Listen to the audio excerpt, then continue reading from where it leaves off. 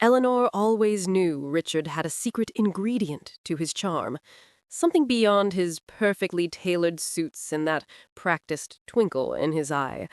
They'd been married for 35 years, a comfortable tapestry woven with shared laughter, quiet routines, and, she now realized, a few strategically placed snags. It began subtly, as most unravelings do.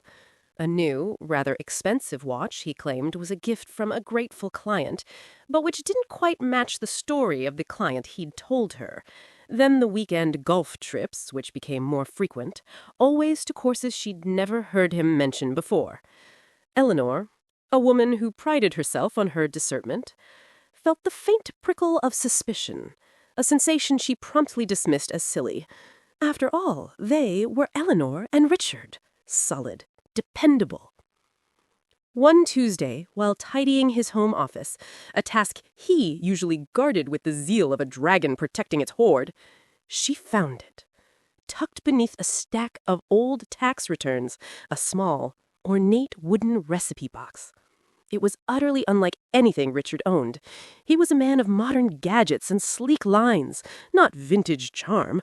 Curiosity, a potent force in a life that had grown a little too predictable, compelled her. She opened it. Inside, instead of handwritten recipes for beef bourguignon or apple pie, were letters. Not old love letters to her, but recent ones, addressed to "My dearest Richard," from a woman named Isabel. The handwriting was elegant, looping script. Eleanor felt a cold dread spread through her. The letters spoke of shared weekends, whispered promises, and a future that did not include Eleanor. They painted a picture of a Richard she barely recognized, passionate, spontaneous, deeply in love. Eleanor, a woman who had always prided herself on her quiet dignity, felt a primal urge for something beyond tears. She read every letter, absorbing the betrayal like a bitter medicine. She learned about Isabel's favorite coffee shop, the small antique store they frequented, even the breed of dog Isabel hoped to get soon. Richard had built a second life, brick by meticulous brick, right under their shared roof. She closed the box, a strange calm descending upon her. She placed it back exactly where she'd found it. For weeks, Eleanor moved through their shared life as if nothing had changed. She smiled, she cooked his favorite meals, she listened to his stories about client dinners with a placid expression. But beneath the surface, a plan was quietly fermenting. One evening, after a particularly lavish dinner Eleanor had prepared, Richard commented, "You've been in a wonderful mood lately, my dear. What's the secret?" Eleanor smiled, a genuine, if somewhat unsettling smile. "Oh, just enjoying life, Richard. And I've found a new hobby." The next morning, Richard's usual routine was disrupted. His perfectly brewed coffee tasted faintly of salt. His newspaper was missing the sports section. His favorite antique watch, a family heirloom, was gone from his dresser. He grumbled, but Eleanor merely offered a sympathetic shrug.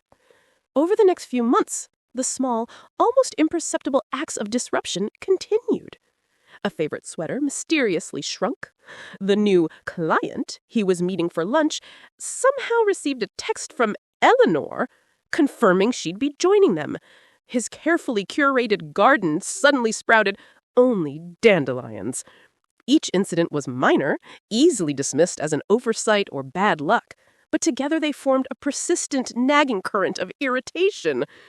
Then came the pièce de résistance. Eleanor had carefully cultivated a friendship with Mrs. Gable, a sweet but notorious gossip from their bridge club, who also happened to live just 2 doors down from Isabel. Eleanor, with feigned innocence, mentioned how Richard had been spending so much time volunteering at the animal shelter lately, especially on weekends, helping with all the new rescues. She spoke of his deep love for all creatures, especially dogs, and how he was so excited about a certain breed. She even accidentally let slip the specific breed Isabel had written about in her letters. The seed was planted. A few weeks later, Eleanor found another letter in the recipe box. This one was frantic, accusing Richard of gaslighting him about his love for animals, claiming he'd only been pretending to like them, and demanding to know why he'd sent his wife to spy on her. Isabel felt manipulated, used. The relationship, it seemed, had soured considerably. That evening, Richard came home looking utterly defeated. He sat heavily on the sofa, a picture of misery. Eleanor brought him a scotch, placing it gently in his hand. "Rough day, dear?" she asked, her voice soft, almost sympathetic. He sighed, running a hand through his thinning hair. "You have no idea, Eleanor." She sat beside him, patting his hand. "Well, whatever it is, Richard, just remember, sometimes the most delicious revenge isn't about grand gestures. It's about 1,000 tiny cuts and a perfectly placed recipe for disaster." She winked, a sly, knowing glint in her eyes that Richard, for the first time in a very long time, truly saw. He looked at her, his expression a mixture of dawning horror and grudging admiration. The game, he realized, had never truly been about golf.